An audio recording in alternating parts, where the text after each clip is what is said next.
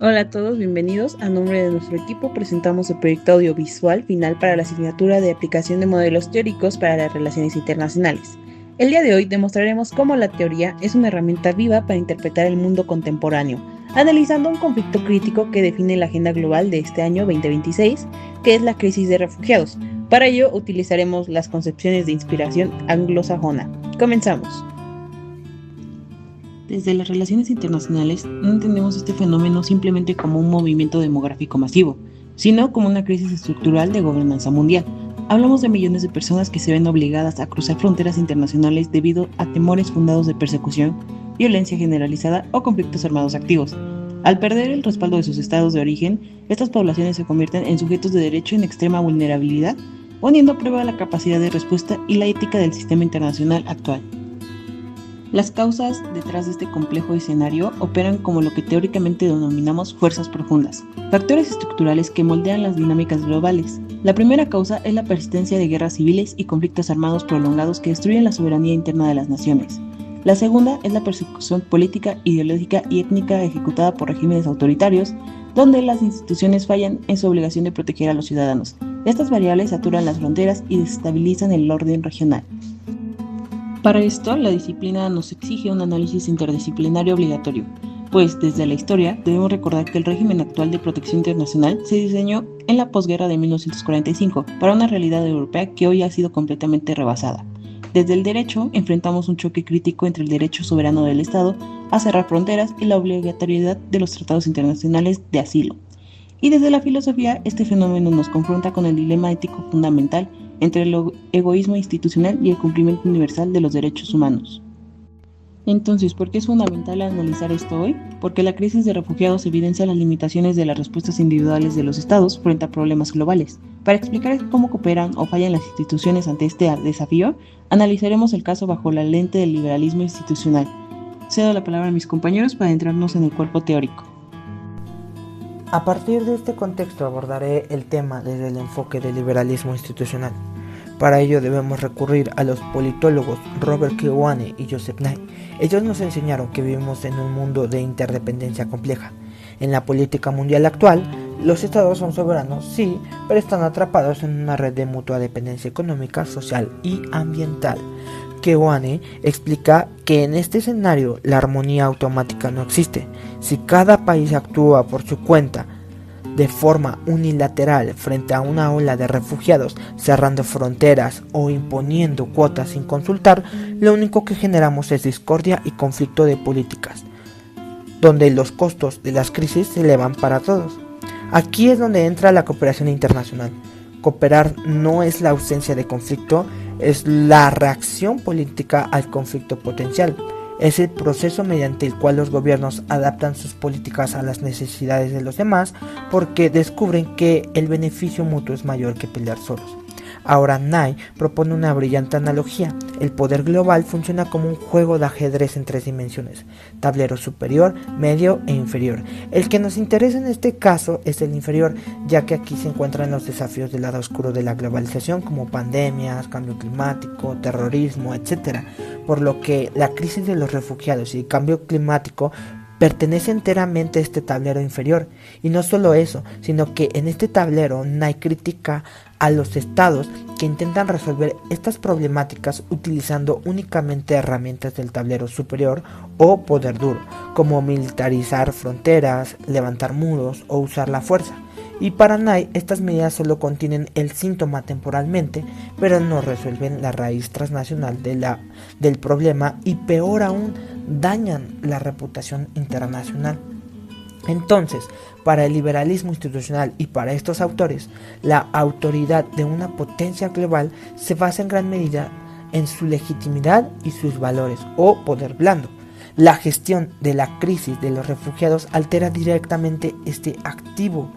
Entonces, ¿cómo logramos que los estados egoístas colaboren de forma segura? Bueno, a través de los regímenes e instituciones internacionales como la ONU, el ACNUR o los acuerdos climáticos como el Acuerdo de París, que son valiosos porque reducen los costos de transacciones y sobre todo proveen información y reglas claras. Un régimen internacional define principios, normas y reglas específicas de asilo. Al centralizar la ayuda y coordinar las cuotas de refugiados, la ONU logra que cooperar sea más predecible, disminuyendo el miedo a que un Estado estafe a otro o asuma toda la carga solo. Y bajo esta misma línea de análisis, mi compañero continuará con la teoría del neorrealismo. Ahora hablaremos sobre el enfoque del neorrealismo dentro de las relaciones internacionales. El neorrealismo sostiene que el sistema internacional es competitivo y que los estados actúan principalmente para proteger su seguridad e intereses nacionales. Uno de sus principales autores fue Kenneth Waltz. Desde esta perspectiva, la crisis global de refugiados no solo representa un problema humanitario, sino también un desafío político, económico y de seguridad para muchos países. Por ejemplo, varios estados han reforzado sus fronteras, aumentando controles migratorios o limitado la entrada de refugiados por temor a conflictos internos, presión económica o amenazas a la seguridad nacional. A diferencia del liberalismo institucional, el neorrealismo considera que los países priorizan su propio poder y estabilidad antes que la cooperación internacional.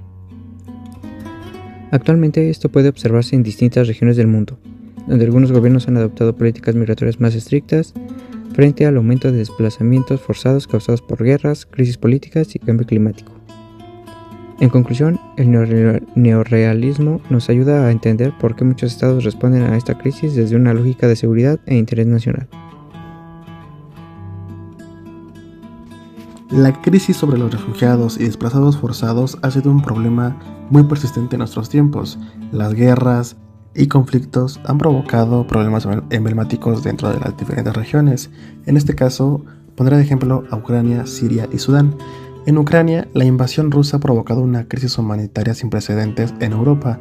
Desde la Segunda Guerra Mundial, millones de personas han sido desplazadas buscando un refugio en países vecinos, mientras que la destrucción en ciudades y el hambre y la falta de economía en la vida cotidiana marcan una vida precaria para quienes siguen perteneciendo a aquellas situaciones de vida.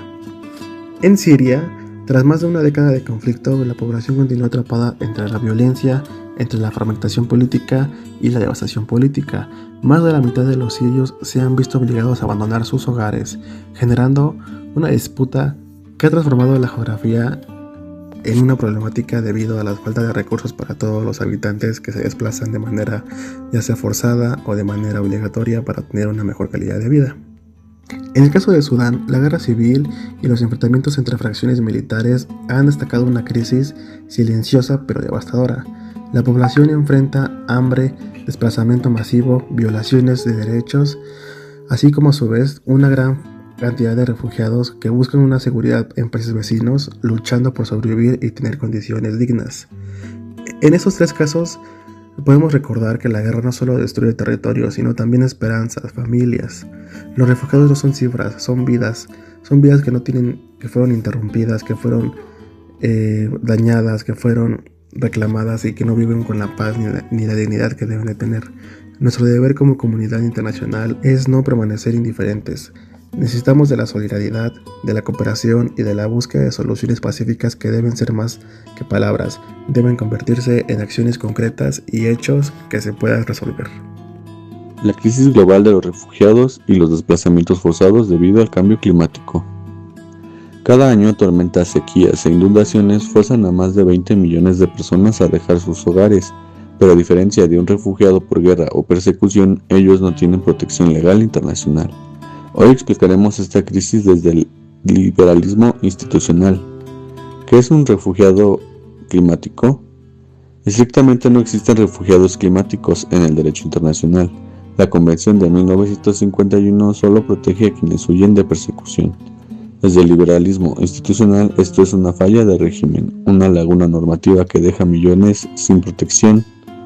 Un ejemplo actual, el Cuerno de África. En Somalia, la sequía ha fallado durante 6 temporadas consecutivas. Más de 4.3 millones de personas sufren inseguridad alimentaria y 3.5 millones han tenido que desplazarse dentro del país. La sequía es una asesina silenciosa y los recortes en ayuda humanitaria han empeorado el colapso. Respuesta del liberalismo institucional. El liberalismo institucional dice: ningún Estado solo puede con esto. Se necesitan instituciones fuertes y cooperación vinculante. ¿Qué se ha logrado? El Pacto Mundial para la Migración de 2018 reconoció los desastres como causa de desplazamiento, pero no es vinculante. El ACNUR y la OIM han publicado guías de protección, pero sin estatus legal. Y la CMNUCC incluyó pérdidas y daños en la COP, pero aún no hay un tratado que defina al refugiado climático. Para el liberalismo institucional, estos avances son positivos pero insuficientes. Sin compromisos reales, todo queda en buenas intenciones. Para analizar la tensión entre el liberalismo y el neorrealismo, es fundamental entender que ambos parten de premisas opuestas sobre la naturaleza del sistema internacional y la capacidad de los estados para colaborar. El neorrealismo ve el interés nacional como una prioridad absoluta. Desde esta perspectiva, el interés nacional se define en términos de seguridad, dado que en un sistema anárquico no hay un gobierno mundial que garantice la supervivencia. El Estado debe priorizar su propia potencia. También tiene lo que es la desconfianza. La cooperación es vista con escepticismo porque el Estado teme las ganancias relativas. Si el otro gana más que yo en un acuerdo, mi posición de seguridad relativa se debilita. Esto lleva al dilema de seguridad, donde los esfuerzos de un Estado por estar más seguro, con armamentos o alianzas, provoca que los otros Estados se sientan menos seguros. A comparación, el liberalismo ve la cooperación como un interés nacional. Para los liberales, la cooperación no es ingenua, es la forma más eficiente de alcanzar el interés nacional. A diferencia del realismo, los liberales argumentan que a los estados les importa cuánto ganan ellos mismos, no cuánto gana el vecino. Si ambos ganan prosperidad mediante el comercio o tratados, el interés nacional está satisfecho. También el institucionalismo. Las instituciones internacionales actúan como lubricantes que reducen los costos de transacción, aumentan la transparencia y permiten que la cooperación sea una estrategia racional y duradera. La diferencia fundamental radica en la gestión de la incertidumbre, mientras que para el neorrealista la incertidumbre sobre las intenciones futuras del otro hace que la desconfianza sea la postura más lógica. Para el liberal, la incertidumbre se reduce mediante instituciones y regímenes internacionales, haciendo que la cooperación no solo posible, sino preferible para maximizar el interés de todos los participantes. Al llegar al cierre de este análisis sobre las concepciones de aspiración anglosajona, se vuelve indispensable formular una reflexión final que evalúe su impacto en el orden global contemporáneo. Históricamente, este modelo caracterizado por la defensa del individualismo, el libre mercado, la propiedad privada y el imperio de la ley de tradición anglosajona, ha funcionado como uno de los principales motores del desarrollo económico y político de Occidente. Sin embargo, los desafíos del siglo XXI nos obligan a mirar más allá de sus promesas de eficiencia y cuestionar sus alcances reales frente a las asimetrías globales. La aspiración anglosajona, enfocada persistentemente en la competencia y el crecimiento económico, a menudo tiende a relegar a un segundo plano las realidades de la interdependencia global.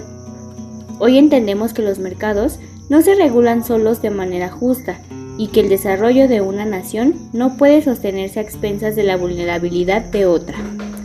En este punto crítico, donde la comparación internacional emerge no como un freno para el modelo anglosajón, sino como su correctivo necesario, frente a crisis transnacionales como el cambio climático o la desigualdad estructural, la cooperación debe evolucionar. Debe transitar de una simple búsqueda de beneficios comerciales mutuos hacia un multilateralismo robusto que asuma responsabilidades compartidas. Este equilibrio solo es posible si el modelo se subordina de manera irrestricta a los derechos humanos. Las instituciones políticas y jurídicas heredadas de la tradición anglosajona poseen herramientas valiosas para proteger las libertades civiles.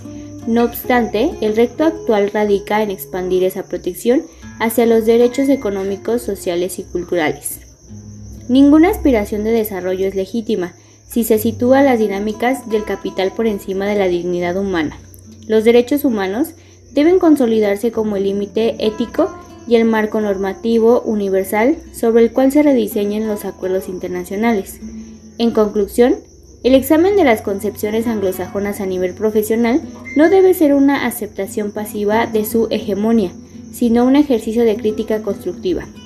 El verdadero avance de nuestra generación no consistirá en replicar ciegamente fórmulas individuales de éxito, sino en conciliar la libertad y la eficiencia técnica como un compromiso ético global.